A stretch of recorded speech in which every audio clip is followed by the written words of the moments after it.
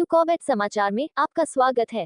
आइए देखिए आज की ताजा खबर। व्यवहार से व्यापार तक वुड बेस्ड इंडस्ट्री को मिलेगी नई दिशा। रामनगर में राष्ट्रीय क्रेता विक्रेता संवाद में 20 राज्यों की भागीदारी। उत्तराखंड वन विकास निगम द्वारा आयोजित राष्ट्रीय क्रेता विक्रेता वार्षिक सम्मेलन संवाद 2026 का आयोजन रामनगर के आमडंडा क्षेत्र में किया गया।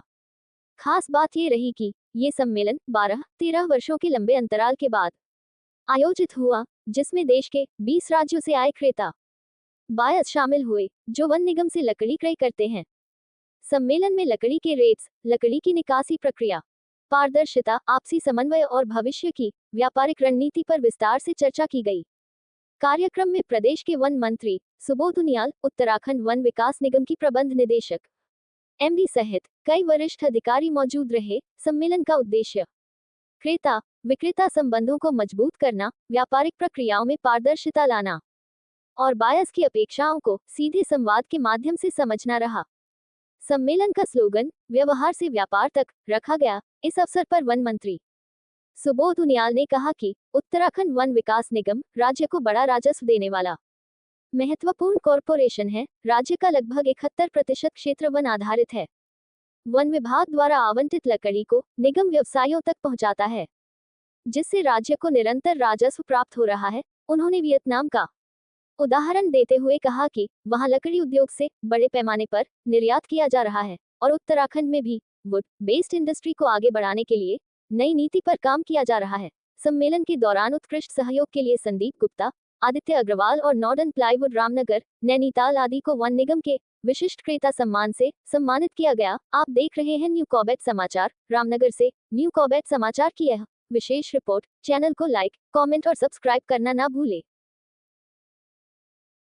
देखिए, वन निगम राज्य का एक काफी लाभ देने वाला एक कॉर्पोरेशन है और जिसमें आप जानते हैं 71% क्षेत्र हमारा वनों से आच्छादित है और इसमें कुछ हम व्यावसायिक लकड़ियां भी उगाते हैं और कुछ जो जंगल में हम लोगों को जो वन विभाग जो वन निगम को लकड़ी अलॉट करता है उसको काटने का काम वन निगम करके उसकी बिक्री करने का काम करता है। और जिस तरह से लाभ देने में आज वन निगम काफ़ी तेज़ी से आगे बढ़ रहा है और आज एक अच्छा लाभांश सरकार को वन निगम के माध्यम से प्राप्त होता है। लेकिन अभी बहुत कुछ करने की आवश्यकता है, खासकर वियतनाम जैसे छोटे देश में जहाँ लकड़ी के उद्योग से कई बिलियन डॉलर का वो लोग एक्सपोर्ट कर रहे हैं। तो हम लोग भी पिछले दिनों वियतनाम गए थे और एक नीति हम बना रहे हैं वुड बेस्ड इंडस्ट्री को किस तरह आगे बढ़ाया जाए इस राज्य में।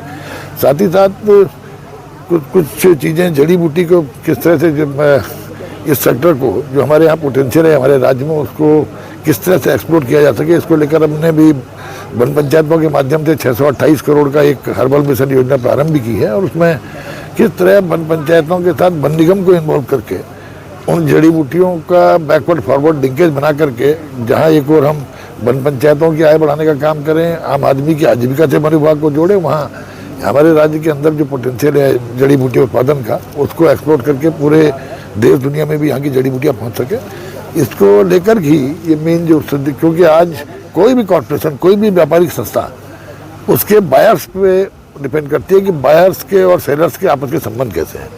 क्योंकि मंथन से ही कहीं ना कहीं शिकायतें भी मिलती हैं और उन शिकायतों का निदान भी तभी होता है जब आपकी जानकारी में आए।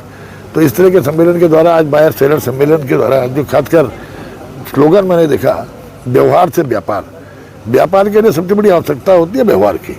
तो एक व्यवहारिकता का पुट लेकर के अपने सेलर्स जो हमारे बायर्स हैं उनके साथ कैसे बेहतरीन संबंध बने, उनकी समस्याओं का भी निदान हो और वन निगम और ज़्यादा तरक्की करे ताकि राज्य की आर्थिकी को बढ़ाने में वन निगम का और महत्वपूर्ण योगदान हो। इसको लेकर के सम्मेलन का आयोजन किया गया। सर हमने तत्काल SIT बैठाई। SIT ने तत्काल उस बिटिया की बॉडी भी डिस्कवर की और बॉडी उसके साथ साथ अपराधियों को पकड़ने के बाद जिस मुस्तैदी के साथ न्यायालय में मुकदमा लड़ा उस मुकदमे को लड़ने पर सजा भी एक अपराधियों को दिलवाई। उसके बाद एक तथाकथित VIP की बात आई तो हमने कहा था कि आप कोई भी विश्वसनीय है, आप एविडेंस लाइए, सरकार हर जांच के लिए तैयार है।